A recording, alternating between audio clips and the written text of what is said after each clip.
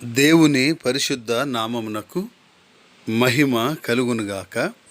కృపావాక్కు అను ఆధ్యాత్మిక కార్యక్రమమునకు మీకు స్వాగతం.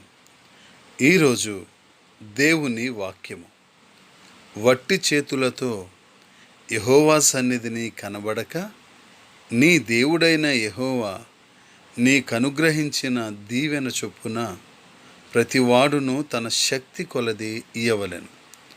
ద్వితీయోపదేశకాండము 16వ అధ్యాయము 17వ వచనం.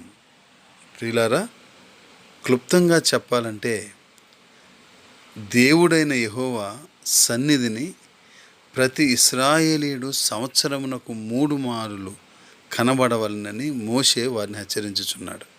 అయితే అతని ఇంటివారును పండుగలకు రాకూడదని ఈ మాటలకు అర్థం కాదు.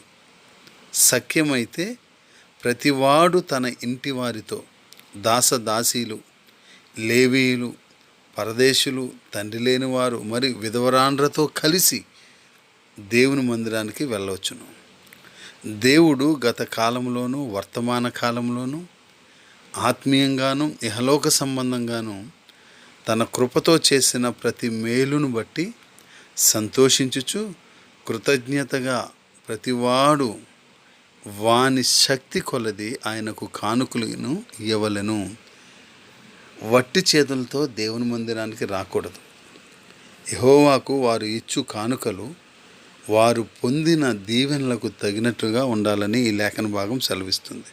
కనుక ఆయన మందిరమునకు వెళ్ళినప్పుడు కృతజ్ఞతతో దేవుడు నిన్ను ఆశీర్వదించిన కొలది నీవు నీ శక్తి కొలది ఆయనకు ఇచ్చి ఆయనను ఘనపరచాలని ఈ లేఖన భాగం మనకు తెలియజేస్తుంది. కనుక దేవుని ఘనపరుద్దాం, మన కృతజ్ఞతాభావాన్ని తెలియజేస్తూ ఆయన నీ ఎడల చేసిన సామర్థ్యంతో కూడిన అద్భుత కార్యాలను ఘనపరచినట్లుగా ఆయనకిద్దాం. అట్టి కృప దేవుడు మనకు అనుగ్రహించునుగాక. Amen. God bless you all.